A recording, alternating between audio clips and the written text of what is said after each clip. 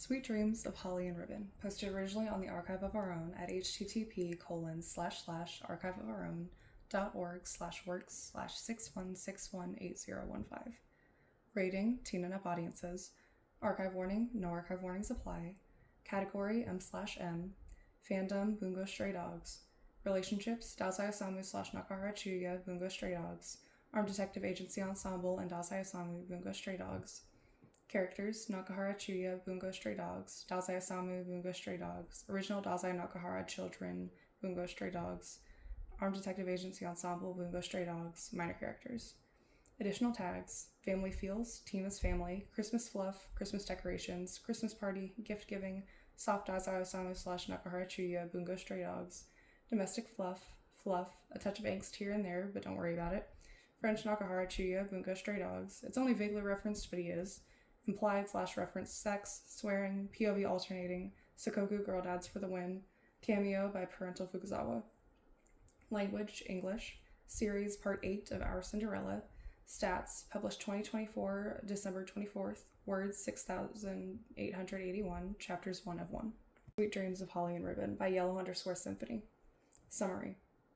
Where do you even find all of that stuff anyway? Chuya, in his Christmas sweater and apron and Santa hat with his Christmas spatula in hand, just raises an eyebrow at him. Online? Where else? And you mind telling me why you're suddenly acting like Hallmark is giving you a paycheck? Chuya shrugs, turning away. It's gonna sound stupid and so sentimental if he says it out loud, but it's their first Christmas as a family, and Chuya wants to finish the year off on a good note. It really hadn't been an easy one. Notes. Happy holidays and Merry Christmas. I tried my best to finish this off while it's still the 24th, and hey, I made it. Though, of course, this ended 3 times longer than I wanted. I hope everyone has a great holiday season and gets some well-deserved rest. See the end of the work for more notes. Looking at the house overall, Chuya realizes he may have gone a little overboard. There's Christmas lights twisting around the curtain rod in every room, and the curtains themselves have beautiful wind snowflakes pinned to them, placed painstakingly by hand. The fireplace in the living room has a holiday wreath made out of real evergreen because he wasn't going to cheap out and buy plastic. There's also 3 stockings he hung up, one red, one blue, and one purple. The mantle has a few decorations, mostly random trinkets he or Dazai have acquired over the years, as well as some winter/Christmas cards they got from friends and family. Most of their kitchen equipment has been replaced with some Christmas alternative. There's spatulas with gingerbread men, an apron with candy cane pattern, festive mugs. Hell, she even bought Christmas salt and pepper shakers. They're modeled after penguins. The outside of their house features, of course, lights on the fence and by the roof, as well as a nutcracker by the front door that reaches up to Dazai's hip. When they saw it at the store a few days ago, Dazai called the thing soulless and terrifying, but Chuya thinks it's cute. The piece de resistance, of course, the Christmas tree. It's over 2 meters tall, and every single inch of it is decorated. Baubles, lights, garlands, wind decorations, and, of course, a golden star right on top. The lights change colors, slowly going through the whole spectrum of the rainbow. Every single bauble has been custom ordered and handmade. The star is imported from Italy. Alright, so he may have gone more than a little overboard, especially considering that Dazai is an atheist, and although Chuya is technically Catholic on paper, the last time he was inside of a church was, according to the files that he stole from the government, during his own baptism 23 years ago. But that's enough for him to deem it as an excuse for doing a European Christmas while living in Japan, his heritage or some shit. His 2 real reasons why soon stepped downstairs, both Dazai and the baby equally sleepy with equally messy bedhead, and both making Chuya melt a little on the inside. Whoa, Dazai mumbles, looking around, mainly at the gigantic tree. It makes even Dazai look tiny compared to it. It wasn't there when he'd gone to bed. Chuya only told him to keep an eye on the baby and not to come downstairs until next morning while he went on a spree. Pretty, right? Chuya grins. Oh, wait. He runs out to the entryway, rummaging through a shopping bag he'd left there. When he finds out what he's looking for, triumphant he returns. He doesn't wait for Dazai's reaction, or a stupid comment about his height, before he's up on his tippy toes to place a headband on his husband's head. Dazai moves his head slightly, scrunching up his nose when he hears the little bell attached to the reindeer antlers. It's really fucking cute. The soft noise is enough to stir Harumi, who blinks her hazel eyes and glances at the source of the noise. Chuya left the clothes for her on her crib, and he's pleased to see Dazai followed the silent instruction. She looks downright adorable in the little gingerbread onesie. While she's still distracted by the bells, Dazai is actively shaking his head, seeing that she seems to like it. He quickly tugs her binky out of her mouth. Before she can cry, it's replaced with a new one. It's got the red-white pattern of a candy cane. You're really into this, Dazai notes, pointedly looking around. Harumi's trying very hard to reach the antlers on his head, but she's out of luck. She pulls his hair instead. Well, yeah, Chuya shrugs. It's important. Now, come on, breakfast. Chuya promised Christmas cookies. Breakfast. Daddy's a meanie, ha, Haru-chan. For his efforts to turn their daughter against him, Dazai gets his hair tugged hard. Chuya lets him struggle with her for a bit before he takes over. Just on principle. Dazai sits Harumi in the high chair while Chuya takes care of breakfast. Omelets aren't all that Christmassy, but they're quick and easy, which has been a staple of meals ever since Harumi was born. Dazai feeds her own breakfast while Chuya is cooking, and Chuya can only grin to himself by the stove when instead of the usual airplane whoosh noises, he hears, "Whoa, look at that! It's Santa's sleigh and his reindeer." Chuya, what noises do reindeer make? Fuck if I know, he snorts. There's an offended gasp. Hear that, Haru-chan? That's the sound of Daddy paying into the swear jar again. At this rate, that thing will pay for your college tuition in no time. That fucking swear jar is a hate crime since only one person swears in this house. And hear that? That's the sound of someone not getting any Christmas cookies. Oh, cute, time to eat. We really can't have that dad of yours distract us so much, Chuya would have smacked him over the head if Dazai weren't still wearing the reindeer headband. After breakfast, they leave Harumi in the playpen. It's visible from the kitchen and sufficiently tested to make sure she doesn't break out. And Chuya gets started on the cookies and the dishes he planned for dinner. And there's a lot, including seafood, which isn't very traditional, but who the fuck cares? Dazai, being banned from cooking on account of nearly setting the stove on fire last time, sits by the table and pokes at the shakers. Where'd you even find all this stuff anyway? He asks. Chuya, in his Christmas sweater and apron and Santa hat with his Christmas spatula in hand, just raises an eyebrow at him. Online? Where else? And you might tell me why you're suddenly acting like Hallmark is giving you a paycheck? Chuya shrugs, turning away. It's going to sound stupid and so sentimental if he says it out loud, but it's their first Christmas as a family, and Chuya wants to finish the year off on a good note. It really hadn't been an easy one. It's been ups and downs of trying to figure out how to do the whole parenting thing. Months of trial and error, of not knowing what to do, frantic Googling, sometimes staying up for hours just to make sure their baby is breathing. It hadn't come naturally, especially not to Dazai, who felt disconnected from his own baby, which just fed into his usual insecurities that ended up in yet another attempt on his part, this one the closest he'd ever been to succeeding. After that, it was damage control. For the first time, trying to figure out how to get Dazai to talk about his issues, trying to balance being new parents, but also engaging in some form of self-care. Both of them going to therapy with mediocre results so far. They've been fighting a lot. Less so now, but at first things got vicious and ugly. People can be very cruel when pressed into a corner with no sleep and facing someone who knows them inside and out. It wasn't all bad. Scattered between the hurt and tears were a lot of happy times. Harumi's first smile, first laugh, discovering she can crawl, all the times they'd go to parks or restaurants and manage to feel like a normal family, but it was rough. There were many moments when Chuya thought they'd never get to have a family Christmas, either because he and Dazai would get divorced or Dazai would actually succeed in the journey to the afterlife. So much thinking will overheat that chubby brain of yours, he suddenly hears, accompanied by a pair of arms embracing him from behind. At least the Santa hat isn't as tacky as the usual one you wear. Now you're just being an asshole. It's a talent. He does feel Dazai snuggle into said Santa hat. The jingling of the bells on his headband follows the movement, making Chuya smile involuntarily. I guess it's sweet that Chuya cares so much, he adds, because of course he can read Chuya like a damn book. Next year we can go to Europe in December. It'll look less silly since everyone else will be celebrating too. That way you don't look as crazy. His heart thumps harder, warmth filling his chest when he hears it, ignoring the last bit. Next year, Dazai says. When they were kids, it was Chuya who'd always make long-term plans, telling Dazai they'd do this or that the next year, or when they both turned 18, or when they were adults. Dazai always had the same comment. I don't plan on living that long. They've come really far, even if they had to bleed and fight their way through it. France would be nice, Chuya replies, relaxing back into Dazai's chest. The fish needs to simmer anyway, and he's got several hours till dinner. Or Switzerland. It's really pretty that time of year. You just want an excuse to speak French so I can understand you. You like when I speak French. Chuya elbows him slightly, then turning around in Dazai's arms to wrap his arms around him, one hand playfully playing with the end of Dazai's hair. I know for a fact you like it a lot. N'est-ce pas vrai, mon beau? Dazai whines, and Chuya squeaks out a laugh when the asshole pinches him near the spine. You're being mean. Tough luck, Chuya grins. Now stop distracting me or I'll never finish here and you won't get your gift. That has, of course, the opposite of the intended effect. You got me a gift? Oh, what is it? The whole point is that you don't know. Now out to go play with Harumi. But Chuya, I want to know. Give me a hint, at least. Please. Pretty please. I'll trade you a hint for a blow.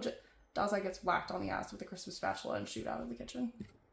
The dinner is coming out fucking stellar, if Chuya may say so himself. There's baked salmon and crab salad for his seafood-prone husband, as well as braised rabbit with prunes, dumplings, a whole duck, several veggie side dishes, and some noodles and rice, complete with cookies, 2 cakes he ordered, and a chocolate mousse for dessert. Though only about half of the cookies will make it to the table. Distracted by preparations, Chuya made the mistake of letting Dazai shape some of them, and, well, they're not exactly appropriate for a 1-year-old to look at. Because it's supposed to be a proper and nice Christmas dinner, and they have guests coming, Chuya has them all dress up. He himself puts on a nice black button-up and fitted slacks. For a bit of that holiday touch, he has a mistletoe-shaped hairpin that he places in his hair. He puts Harumi in a beautiful pale pink dress that'll inevitably get ruined once she has food in front of her, but she looks so adorable that Chuya deems it a worthy sacrifice. It's got some ruffles on the skirt and sleeves and some cute bows here and there. To complete the look, he puts a bow in her hair in the same shade as the dress. "Look at you," he says to her while he's holding her at the hip, glancing at the two of them in the mirror. They don't exactly resemble each other, but still, Chuya feels a swell of pride in him at the sight. Himself and his daughter, isn't that a marvel? Who's gonna be the prettiest at the table, I thought that would be me, but Her Highness clearly outshines me, comes a petulant comment from the side, prompting Chuya to turn. And Chuya's known Dazai for years, and yet he still manages to take his breath away sometimes. Dazai cleans up fucking beautifully, wearing a pale blue vest over a white button-up and white slacks as well. He's brushed his hair behind one of his ears and even put on some earrings. They're shaped like snowflakes, and Chuya fucking loves him. The comment was meant as a joke, clearly. Dazai loves to play at being confident while he's anything but. Chuya can see it in the way he lists from foot to foot just slightly, choosing to look at Harumi instead of Chuya, how the words were meant to deflect attention. "I'll have 2 of the prettiest people right next to me," Chuya says simply, kissing Harumi on the head while she giggles. "My princess and our prince." Dazai blushes delightfully, trying and failing to hide it by making grabby hands at the baby, asking Chuya to pass her. "Does that make you our chibi knight?" He gets smacked over the head for the height quip usually, but he takes Harumi from Chuya, and Chuya's heart skips a beat at the sight of them together. The twins' heads of bouncy brown curls, 2 pairs of curious hazel eyes, the same damn smile with those dimples that drive Chuya crazy. Even the pale shades of their outfits complement each other. That's his family. Quickly, Chuya snatches the bow from the top of Harumi's head. Instead, he pins it on the side, styling her hair behind her ear. "Now you match," he grins. He pulls Dazai down a bit to meet him in a brief kiss, both of them smiling into it. This close, Chuya feels Dazai's cologne and can taste the chapstick on his lips, melting into the calm of the moment. That is, until there's an awfully familiar whine to his side, having Chuya pull away with a laugh. "Aw, do you not like it when we don't pay attention to you?" Chuya accuses their daughter. She babbles something back, still a bit too young for it to form words, but clearly dissatisfied with her parents snuggling without considering her, judging by her pout and the way she waves her chubby hand at them. "Would you look at that? I wonder where she got that from." "She's only aware that she deserves all the attention on her," Dazai pouts as well, only proving his point. "To me, that's a good thing." "Sure." Chuya kisses his cheek, and kisses his daughter so she doesn't get jealous. "Let's go downstairs, okay? It's already 6, people will be here soon." It's no more than a few minutes of killing time downstairs before everyone starts arriving. Everyone being a few people they've both come to view as family, willing to entertain Chuya's strange desire to host a Christmas Eve dinner. Some people already had plans, some just didn't feel like coming, but there's still a little crowd gathering, and Dazai knows that Chuya appreciates it more than he lets on. It makes it all the more real that their little family is more than just the 3 of them. Koyo arrives first, as she usually does, dressed in a pretty ice blue kimono. "Ane-san!" Chuya cheers immediately, going in for a hug. She doesn't get to visit them all that often on account of the mafia associations, just in case Mori has her followed, so she is always in good spirits when she has a chance to pop by. "You didn't have to bring anything!" She has a bottle of some fancy red wine in her hands. A good year, judging by Chuya's happy chirping about it. "It's only polite when you were so kind to invite me," she smiles at him softly. Dazai resists the urge to roll his eyes. Even if it sounds a little forced to him, he knows that's just how Koyo is, and Chuya would make him sleep on the couch if Dazai bickered with her too much tonight. "Where's my darling niece?" "She's all dressed up and ready to go," Dazai answers her, nodding as it means to say, "Hello, let's be civil, otherwise your brother and my husband will throw us to the curb for ruining his dinner plans." Chuya got her a whole new set of clothes. "Oh, but isn't she gorgeous?" Koyo coos. Chuya takes the wine from her, leaving to stash it away, while Dazai lets her pester Harumi. She runs her finger along Harumi's cheek, careful of her longer nails, which makes the baby giggle adorably. "And you match beautifully." "That's also Chibi's doing," Dazai grins. "Would you like to hold her?" "Maybe in a bit." She boops her nose, once again smiling at the giggle that elicits. "You have more people to greet, so I'll take the little munchkin once she said hi to everyone." Both of them hear the others before the bell has a chance to ring. That good old mafia upbringing. Before he can go and open the door, Koyo draws near and kisses him on the cheek swiftly. good to see you doing well, lad, she says simply before departing. What an odd woman. Next are Rampo, Yoshino, and Fukuzawa. Ah, and Poe, hiding behind them all. I was honestly surprised he decided to come, seeing as it's a rather large gathering of people, but he appreciates it nonetheless. Family functions are kind of a stepping stone in a relationship, after all. Dazai remembers very well the first time he brought Chuya over for dinner with these three. Good times, save for the yelling, and that one fire. Hi, Edgar has your gifts. Never one for false pleasantries. He and Chuya don't get along, and neither of them hides it particularly well. Rampo says only that and disappears into the dining room just as quick. He sees Chuya roll his eyes, but he pays that no mind. It's always entertaining seeing the two of them interact, if only for the clash of Chuya's well-mannered nature and Rampo's brashness, let's call it. Make yourselves at home, Chuya says to the rest of them. Ah, the gifts weren't necessary, really. Poe shrinks a little under the attention. Carl chooses that exact moment to pop out from inside his coat, which has Harume shrieking in delight, and Carl quickly hides once again at the loud noise. Understandable. It's a hall for the little lady, Poe explains, gesturing at the gift bags in his hands. There's at least 4, and they're not small by any means. Daza's always known his daughter will be spoiled, especially with Chuya being her father, but it seems he failed to account for Rampo's millionaire boyfriend. Maybe husband soon, hopefully. Daza will have to corner Poe about that at some point. Oh my god, look at you, comes Yoshino's voice. She abandons all pretense of talking to Chuya and makes a beeline towards Dazai. Harumi's delighted to see her as well, trying to wail out of Dazai's sight, babbling back at her aunt. You guys have matching hair! Let me take a picture, okay? We could do that later. Yoshino takes a picture. And then 3 more. In the meantime, Poe escapes from the commotion and runs off to probably cling to Rampo again, and satisfied with her photos, Yoshino goes to the kitchen instead to help with setting the table, and probably gossip with Chuya about wine or some boring things. It leaves Dazai and Harumi in the hallway with Fukuzawa, who's been calmly watching the bustling of everyone. Dazai walks up to him, not waiting for the question before he deposits his baby in the man's arms. He takes her with the utmost care, holding her steady. His face is still stoic, but Dazai can see the hint of a smile in his eyes when Harumi babbles at him, obviously delighted to have one of her favorite people here. All that excitement will make her cranky later in the evening, but that's for future Dazai to worry about. It's good to see you, son, Fukuzawa says to him, ever calm, despite knowing damn well the weight of the word it has for both of them. Dazai used to say it as a joke, first. Before Harumi was born, he'd begin to call Fukuzawa her grandpa, just because it was amusing, even if there had always been a little pang in his chest upon saying that. He's always had the unfortunate problem of getting a bit too attached to some people, and deflecting with humor is his choice of hiding it. It felt sufficiently secure, as too ridiculous for anyone to think Dazai believes it, up until Harumi was born, when Fukuzawa came alongside Rampo to see her for the first time, and Rampo took matters into his own hands. Fukuzawa asked to hold her, like he's holding her now, like he's held her hundreds of times by now, and Rampo asked him, so how's it feel, holding your first grandbaby? Dazai was stunned, understandably, still tired and in pain though, so he was slow to react.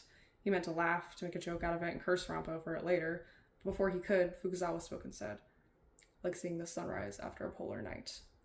And Dazai will remember those words till the day he dies. After that, he took notice that their dynamics shifted. That, more often than not, Chi wouldn't say we'll drop off the baby at Fukuzawa-san's, but rather we'll drop her off at your dad's. Whether Rampo and Yoshino called him little brother a touch too often, or, just like now, Fukuzawa began calling him son. He's still a touch too wary to reciprocate verbally. Still feels too rough to touch what may very well shatter with the wind.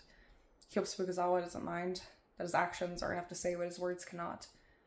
You can take her to the dining room, if you'd like, Dazai says after a few moments. Also, she said they'll be a little late, so there's no point in waiting here. And leaving Fukuzawa with his little girl, knowing very well the second they sit down everyone will coo and baby talk, and Dazai's already a little tired of it. Dazai sneaks into the kitchen for a bit of calm before the proverbial Christmas storm. Chuya and Yoshino are bustling around between the dining room here and there, pulling out cutlery and plating, taking out various dishes, only some of which Dazai knows what are. Curiously, Dazai watches as Chuya pulls out a whole duck out of the oven. Dazai tries to go around the kitchen island and steal a cookie, but before he can, his hand is slapped away. Get the fuck out of my kitchen, Chuya throws, already trying to push him out. You're gonna break something or set something on fire, and we do not have time for that. I'm not doing anything! Your presence is enough for something to go wrong. Shoo, go ask what everyone wants to drink. Begrudgingly, Dazai lets himself be thrown out, but only because he wants to get brownie points. He didn't forget that Chuya got him a gift, and he wants it. Drinks are dispensed, only one being spilled, courtesy of Harumi trying to pet Carl and him scuttering away from the flailing baby hands. And most of the dishes are on the table with the conversations around in full swing when the doorbell rings for the final time. Dazai doesn't fancy switching to become a waiter, and Chuya can deposit the dishes much more easily when Dazai isn't in the way to accidentally, or not, touch him and cancel out his ability, so Dazai scurries off to answer the door. It's his guests anyway, so it's only proper for him to welcome them.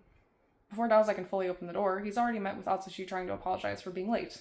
Classic. Atsushi-kun, Daozai interrupts him with a smile. Kunikita-kun, it's so nice to see you late for once.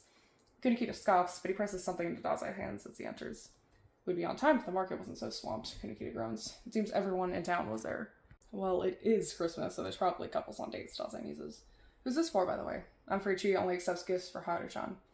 It is for her, Atsushi pipes up. It's a gift, Atsushi, so they can see once they open it, Kunikita finishes for him. I chose it, Kyoko pops up from behind Atsushi. I hope she likes it. I'm sure she will. Daozai pats her head with a soft smile, ushering her inside. It's December, so it's freezing out. Maybe being a dad made him a little softer toward the kids at the agency. Just a bit, though. Amused, Daozai lets them pass into the dining room, while he deposits the yet another gift under the tree in the lounge. Really, Daozai doesn't know where they're going to store all of this stuff. At last he makes his way back to the party, where he takes his seat at the side of Harumi's high seat. It seems like she'd been passed around a little bit, making her way from Fukuzawa's arms to now Po. He seems content holding her. It probably helps that she's obviously not trying to make conversation. Before long, Chuya and Yosuna make their final rounds from the kitchen, and Chuya snatches their daughter from Po to seat her at the head of the table. Funnily, the seating arrangement reminds Daozai of executive meetings a little bit. Well, thanks for coming, Chuya says, a bit awkwardly. Let's dig in, Take whatever you'd like, and yell if you need anything. Everyone clasps their hands and thanks for the meal, and then they all laugh and coo when Harumi clumsily tries to do the same thing, and thus the Christmas dinner begins. Dare Daozai say, it's surprisingly fun. The conversation flows easily. Japanese between most people and English if Po is involved, the few people fluent enough choosing to speak it at all times so he doesn't feel excluded, and no one clashes too much, even in the strange mix of personalities around the table. Everyone compliments Daozai's wonderful husband for his prowess in the kitchen, because the food really is amazing, and even Rampo picks up a fair share of savory dishes. Daozai doesn't eat that much since he's always felt uneasy eating when there's so many people around, but the things he does try are really good, especially the crab salad. Most of the food Harumi tries ends up all over her bib or her face, but she seems to appreciate the time put into all the dishes. Kunikita and Koyo surprisingly end up having some sort of bonding over traditions or something. Daozai glances at Chuya with the idea to maybe hook them up. But Chuya doesn't look convinced, so Daozai puts a pin in that. He can play matchmaker in the new year. Could be a new pet project for wanting sport at work. Kyoka and Po, both being the quietest of the bunch, gravitate towards conversation with each other, even with Kyoka's English not being that good. Daozai does his best to translate if needed, coaching the both of them in their attempts to communicate. It does give him the idea to maybe have Po help out some of the younger members of the agency with their English. He puts a pin in that as well. Chuya, the social butterfly, seems to talk to everyone at least once, well versed in the art of holding conversation with anyone about anything. He disappears to change Harumi's nappy partway through, but quickly reappears to offer dessert and coffee. Daozai opts for some because he'll drink coffee at any time of day, even in evening, while the rest of the bunch sticks with tea or juices. Being fed and having everyone hold her, coo at her, touch her, and generally overstimulate her, halfway through Daozai's conversation with Po about Baltimore, where he's from, is when Harumi starts fussing. So, without disrupting the conversation, he takes one from the chair into his arms, hoping that it'll placate her a bit. But she works herself up to a small cry rather fast. A minute or two later, when the baby's still fussy, is when his husband nudges his leg under the table. I can take her upstairs, Chu says, a touch quieter than the conversation around them, leaning across the table. It's about time for her to sleep anyway, so I can go put her down to bed. Chibi should stay, Daozai shrugs, making sure Harumi's properly on his hip before he stands up. You hold the fort and we'll camp upstairs. Chiga looks unconvinced for a moment, but Daozai shoots him a quick smile. Honestly, it isn't just Harumi that's overstimulated. Daozai's by no means an extrovert, so talking to so many people for so long is taking its toll. He excuses himself from the table and quickly leaves before Harumi can start crying any louder. There's nothing that spoils dessert more than the sounds of a wailing baby. Easy there, Haru-chan, Daozai mumbles to her as he makes his way upstairs, and then to the nursery. We're done with people for today, I promise. We can get out of these clothes, and it's time for sleep, and tomorrow you get to play with all of those new toys you got. She doesn't seem that convinced, judging by the sniffling. She's overtired, most likely. Too much excitement for such a tiny thing. She gets her festive pacifier back. Honestly, it's a little bit silly, but it's also very cute, and Daozai bounces her around the nursery for a bit. Quickly, he starts humming some Christmas song, and he transitions from humming to quiet singing, rocking the baby back and forth. He's not sure how long they stand there like that, but eventually Harumi starts winding down, soon falling asleep on his shoulder. He bounces her a little bit more, just to make sure she's definitely asleep, before placing her on the changing table and strapping her down so he can find her something to sleep in. The dress she's in is very cute, but it's definitely not comfortable to sleep in. Once she's changed and rid of all the bows and ruffles, Daozai gently places her in her crib. He kisses her forehead, smoothing her hair as she shuffles a bit in her sleep. Sleep well, baby, he whispers. Dream of gingerbread or something Christmassy, okay? Just a little snort answers him, but it's cute, so he takes that as an affirmative answer. Then he goes with the usual evening routine. He sets up the baby monitor that both him and Chuya are connected to via an app. He turns off all the lights aside the small lamp by the crib, and he gently closes the door as not to wake the sleeping princess. He lets himself exhale when he's in the safety of the master bedroom. The first order of business to just sit on the bed for a little bit and let the excitement of the day wind off of him when he takes off his formal clothes. Instead, he puts on a Christmas sweater, Chuya will appreciate that, and a pair of sweatpants. He sits in silence, listening to the slowly quieting bustling downstairs. He's heard the door some time ago, so people have probably left, and Chuya is taking care of the rest of the cleanup. Dazai gives himself a few more minutes before he leaves the bedroom and goes to the guest bedroom and then the guest bathroom. Chuya hardly ever comes in here, which is why it was a perfect place for a Christmas gift. Obviously, seeing as his chibi husband got fixated on the concept of a family Christmas this year, he would get Dazai a gift. It was only appropriate to get one back. Annoyingly, he didn't manage to figure out what Chuya got him, but sometimes, mind you, it's fun not to know things. He skips downstairs with his treasure in hand and conspicuously hides it behind his back as he approaches the dining room. She is wiping down the table. He rolled his sleeves up, and for a good minute, Dazai stares at the flexing of his muscles. He could stare for much longer. He has in the past. But the curiosity over his gift is eating him, and Chuya can tell when he stares. You're being a creep. Case in point. I'm just admiring my darling being a good house husband, Dazai shrugs with a smile, skipping a few steps forward. He waits for Chuya to look up and notice his posture before he pulls out the small package from behind his back. As obvious as it was for Dazai to get Chuya a gift, Chuya didn't expect one. He thought he was being sneaky with the whole gift-giving, the silly slug. Even if they weren't doing a Western Christmas in Japan, it's a couple solitaire. The two of them have never celebrated it before, too emotionally inept in their teens, too distant with each other in their early adulthood, and last year on the verge of having their first child. It's better late than never. You thought I wouldn't get him anything, Dazai says cheekily. Chuya blinks, once, twice, before he shakes his head with a smile. Nothing gets past you, Give me a mo. He throws the cloth on the table and he's out running off upstairs. Since the tree is, traditionally, where one should exchange and open gifts, Dazai opts to wait in the lounge, sitting on the couch with the package on his lap. Chuya even had the time to light the fire, though Dazai has no idea when. It's a couple of minutes before his husband is back, dressed down in a sweater and PJ pants as well, holding a package that's significantly bigger than the one Dazai has. It's not the size that counts, obviously. Just look at his tiny chibi slug. But if Chuya splashed out and got him something ultra expensive, Dazai will feel outperformed. Merry Christmas, Osamu, Chuya says softly. In the glow of the fire, he looks what Dazai thinks angels are like. Otherworldly, gorgeous. Merry Christmas, Chuya, Dazai dutifully replies. They swap the gifts, and then they stare at each other for a bit. Are you gonna open it? Are you gonna open it? Go first. Chuya should go first. No, you go first. They flip a coin. Dazai cheats at rock, paper, scissors, according to Chuya, and so it goes that Chuya goes first. Chuya tears the paper carefully, balling it up and putting it on the coffee table before he takes off the top of the box and opens it. Dazai waits. What the fuck? Chuya laughs. There it is. Dazai loves to hear him laugh. Honestly, Samu, really. Chuya takes the book out. The title of Sect Positions for Every Day flashed to him, along with a rather explicit cover. Dazai grins with a shrug. It's exciting, is it not? There's a whole year of them. We have a baby, you degenerate. Then it'll take a little longer, no big deal. He waits for a few beats, watching as Chuya examines the book with a goofy smile before he says, the real gift is under the tissue paper. Chuya glances up with a frown. That ain't it? Oh, by all means, you can keep it. The premise is pretty much the same anyway. Chuya puts the book away. They'll have to stash it somewhere so Harumi doesn't stumble on it, and fishes through the paper in a box. That's precisely when Dazai chooses to stare at his hands, not his face. Out of the box, Chuya pulls out another book, this time a black leather-bound journal. In golden letters, the front says, A Year of Dates. The idea is to do one date a week, Dazai feels the need to explain, as Chuya flips through the journal. So there's 52. Though with Harumi it might be hard to do once a week, so I thought maybe, once a month, maybe? He takes a breath, knowing that what he wants to say with this both is evident and really isn't. Me trying to kill myself hurts you, he says off the bat. Sometimes it's best to be direct, and he'd practiced this with his therapist a dozen times. And it's hard for me to talk about things. Long-term things. Planning this far ahead makes me nervous, and I don't like doing it because my whole life I plan to just not be here for the future. So, and this isn't concrete plans, but thank you, Chuya says quietly. His hand just stopped on one of the pages, somewhere towards the end of the book. Although upside down, Dazai spies its cinema date. Although together for so many years, they've never even gone to the cinema together.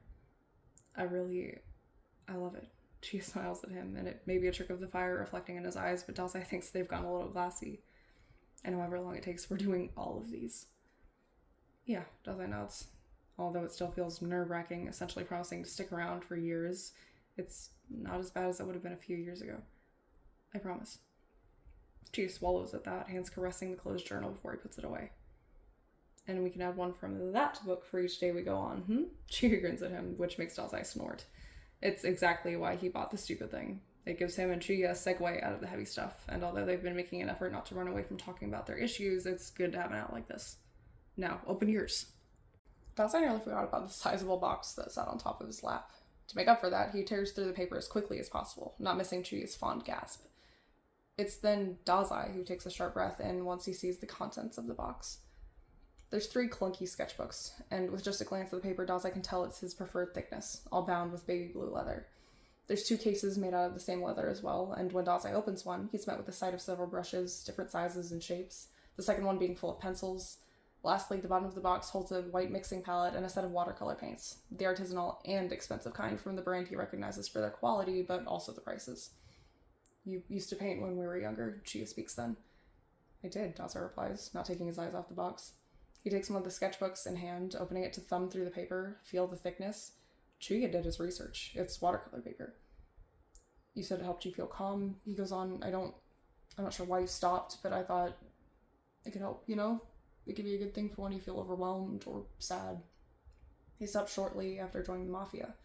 All the responsibilities he had and Mori's attention made time scarce. After some time, he saw no point. He felt nothing would help him, least of all something so trivial. And he missed it over the years. He missed how soothing it felt, how it had him losing himself in nothing but the motions of his hand, the images in his mind, the carefulness and purpose of each stroke and color. It felt good to make things, he remembers. I'm probably not that good at it anymore, Dazai laughs, although he notices he sounds a little choked up. I haven't touched a brush since I was 16. You can relearn, Judah says simply. To him, some things are simpler than to Dazai's convoluted mind. It's as simple as picking up a brush and paint, while Dazai has a cacophony of thoughts laying behind any motion he makes. So, when things get too much, you can tell me and I can take the baby. You can just be on your own, paint a little. Maybe show me something that you don't have to. Dazai nods and places the sketchbook back into the box, then places it on the ground. Thanks, he says awkwardly, unsure what to do with his hands now that he isn't holding anything. Chuya solves that issue for him. In no time, he's pulled into a kiss, melting into Chuya's body until he's nothing but a soft puddle of warm, fuzzy feelings. They trade soft kisses until they've rearranged themselves on the couch, Dazai on top of Chuya, slotted together like 2 fitting pieces of a puzzle. Want to watch some stupid Hallmark movie and make fun of everyone in it, Chuya suggests with a grin. Dazai nestles into his chest with a smile. Sounds like a perfect Christmas. Notes. Don't mind that's reaching at best that Chuya was born in France and that's why he wants to have Christmas. Let's just trust the suspension of disbelief on now. This is just pointless fluff with the hints of plot in between. It's been a hot minute since I added to the series, between university and some other things I wanted to work on, so I thought some holiday fluff would be a good way to finish off the year. Thank you to everyone who's liked this little parental ego of mine, and I hope I can deliver some more stuff to those of you who are kind enough to read it. Please drop by the archive and comment to let the creator know if you enjoyed their work.